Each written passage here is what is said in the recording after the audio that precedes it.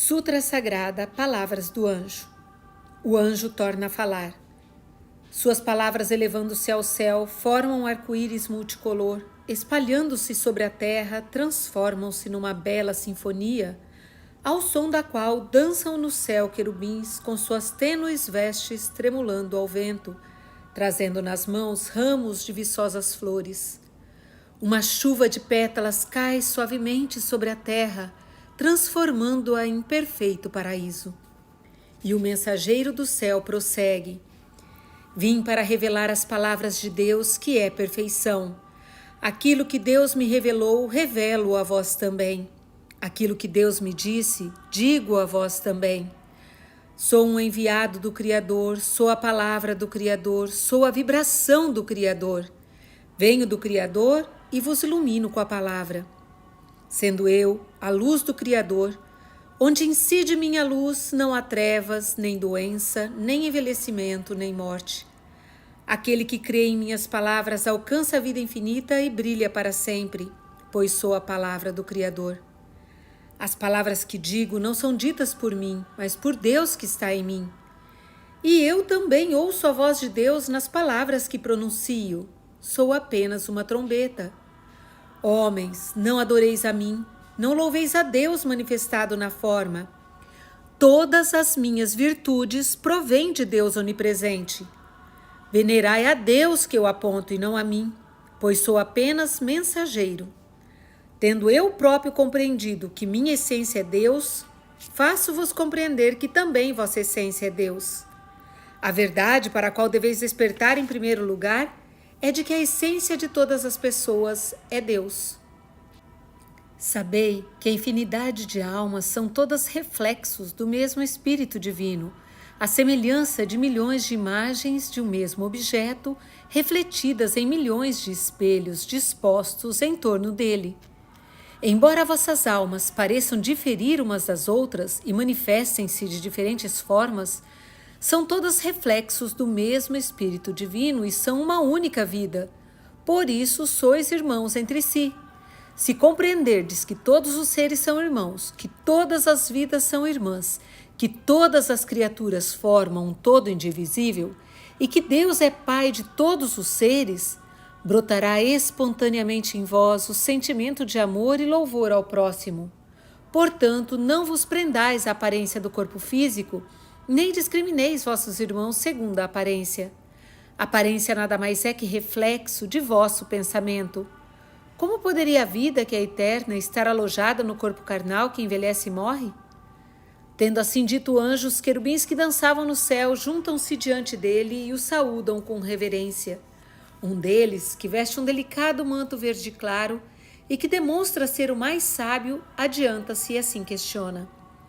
Mas, decano da vida, os cientistas modernos dizem que o homem raciocina com o cérebro e sente através dos neurônios. Se, como dizeis, não existe cérebro nem neurônios, como pode o homem raciocinar e sentir? O anjo continua.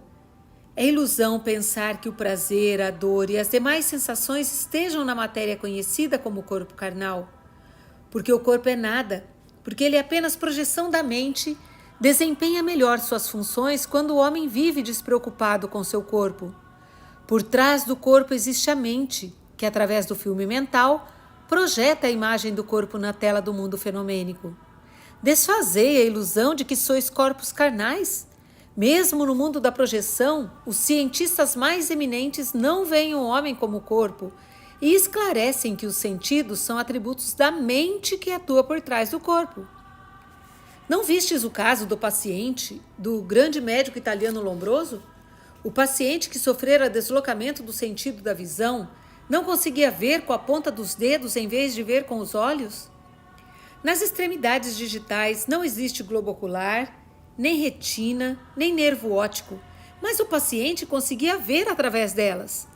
Isso prova que os sentidos não estão no corpo carnal, não estão nos neurônios, estão na mente que atua por trás deles. Quando a mente decide ver, até as extremidades digitais são capazes de ver. E mesmo na ausência de extremidades digitais, consegue-se ver e também ouvir. São casos de clarividência e clareaudiência. Não é que o imortal Beethoven compôs suas mais célebres obras no final de sua vida, quando já estava surdo? Embora os ouvidos físicos dele fossem incapazes de ouvir, seus ouvidos espirituais estavam despertos e ele conseguia compor maravilhosas músicas, distinguindo os sons ao tocar as teclas do piano.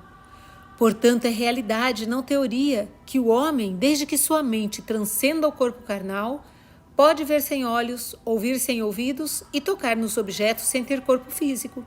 Indaga então, querubim: Senhor, concordo que seja possível ver e ouvir sem ter olhos e ouvidos. Mas como é possível tocar nos objetos sem ter corpo físico? Prossegue o anjo: Não vistes recentes experimentos de fenômenos paranormais? O médium, mesmo atado à cadeira de modo a não poder se mover, consegue, através da força mental, levitar uma mesa, fazer objetos voarem no espaço, fazer megafones levitados emitirem vozes ou tocar sanfonas levitadas. Esses exemplos provam que é possível tocar nos objetos e até movê-los, sem que haja participação do corpo físico.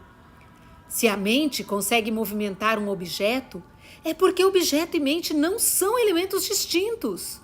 O objeto é produto da mente. Isso é comparável à pintura de um artista plástico. A obra nada mais é que um produto da mente do artista e não o artista em si. Do mesmo modo, o corpo humano é produto da mente do homem e não o homem em si. A aparência física se torna bela ou feia segundamente, e também a saúde muda de estado segundamente. Quando o homem compreende este princípio, consegue dominar e modificar seu corpo segundo sua vontade. A ilusão leva o homem a se julgar corpo carnal, mas o corpo carnal não é o homem. Na sua imagem verdadeira, o homem é filho de Deus, é vida imortal. Logo, não pode ser representado por um corpo carnal que é transitório e sujeito a nascimento e morte. Tudo que é transitório e sujeito a nascimento e morte não é essência. Nada mais é que projeção da mente. Mudando-se a mente, muda também a forma. A matéria não é a imagem verdadeira do ser. Ela apenas aparece ou desaparece em conformidade com a mente. A matéria é projeção da mente, por isso a matéria em si não possui consciência nem sentidos, não sente dor nem doença. Esta é a característica da matéria. Se o corpo material sente a dor que não pode estar na matéria, é devido à presença da mente que o torna sensível. Se o homem for hipnotizado e sua mente se afastar temporariamente do corpo, este não sentirá dor, mesmo que seja pungido com uma agulha ou cortado com bisturi. É assim que se realizam punções, bem como cirurgias, sem que o paciente sinta dor. Um corpo que foi abandonado pela mente é chamado cadáver. Viste alguma vez um cadáver sentir dor? Ele não sente dor porque a mente está ausente. Corpo vivo é um organismo que funciona segundo a mente. Portanto, o estado de um corpo vivo muda segundo a mente. Mentalizando-se a saúde, o corpo se fortalece. Mentalizando-se a doença, o corpo adoece. Portanto, mentalizai a saúde a todo instante sem pensar na doença. Quando a mente abandona o corpo, esse se torna cadáver. E à medida que vai se esvaindo a força inercial da mente, que mantém a forma do cadáver, este vai se decompondo até voltar a ser átomos. A mente que abandonou o corpo conserva sua individualidade com sua própria força mental e continua a viver no mundo astral. Isso é o que chamam de alma.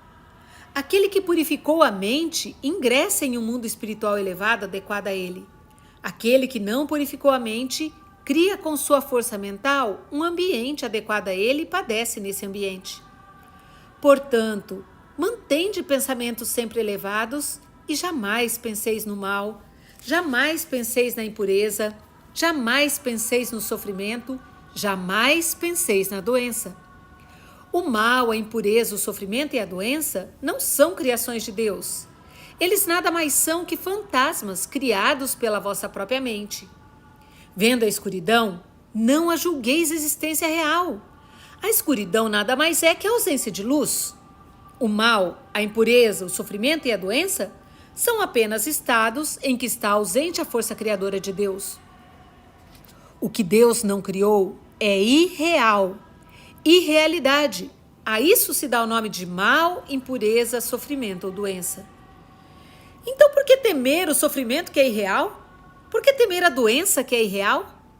Para quem se apavora no escuro, até uma folhagem parecerá um fantasma. Para aquele cuja mente está em treva e teme a doença, até a irreal doença parecerá existência real. Doença não é existência real, mas apenas sombra do temor. Quando a luz penetra na escuridão da mente e extingue o temor, a doença desaparece, evidenciando sua originária inexistência.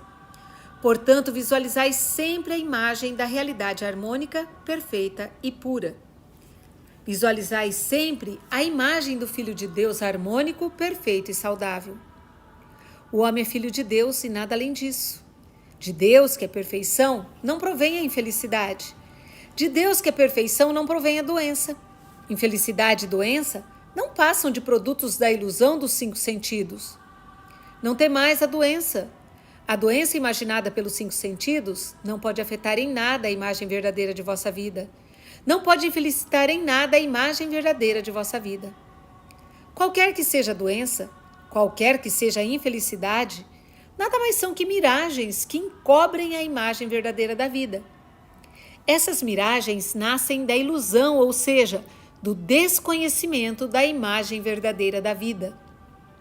Quando se conscientiza a imagem verdadeira da vida, destrói-se a ilusão. Destruída a ilusão, extingue-se o temor. Extinto o temor, extingue-se automaticamente todas as infelicidades e doenças. Tendo assim dito o anjo, surge no vazio do firmamento uma ilha paradisíaca, onde se ergue um palácio feito de cristal, em cujo trono o anjo toma assento. Querubins descem do céu permeando o teto e dispõem-se ao redor do anjo. Nisso não se sabe de onde vem, ouve-se uma suave música celestial. Ao compasso desta, os querubins bailam harmoniosamente com suas delicadas vestes tremulando ao vento. No mar de anil que circunda a ilha, embarcações semelhantes às gôndolas de Veneza deslizam silenciosamente, formando um cenário de grande paz. Nisso, do palácio de cristal ecoa no espaço a voz do anjo, que apontando à terra diz: Vede, eis o mundo da imagem verdadeira. O mundo da imagem verdadeira é o reino do Pai, é o reino dos céus, é o paraíso. No reino do Pai há muitas moradas. Todas as moradas do mundo da imagem verdadeira são Seichunoye. Logo, para seus moradores não há fome, não há tristeza, não há discórdia, não há doença. Tudo o que é necessário aparece segundo a vontade de cada um e, cumprida sua finalidade, desaparece por si mesmo. Mundo de harmonia, de fartura, de pureza, de beleza sublime, eis o mundo da imagem verdadeira. Eis o vosso mundo. Não existe outro mundo além deste. Assim finaliza o anjo. Olhando-se para onde ele aponta, vêm-se fileiras de moradas Seichunoye, erguidas numa paisagem de fartura e de paz, onde todos os moradores dançam com incontida alegria. É um mundo paradisíaco. Fim da Sutra Sagrada. Rogamos que as santas bênçãos desta se estendam a todos os seres vivos e que nós, juntamente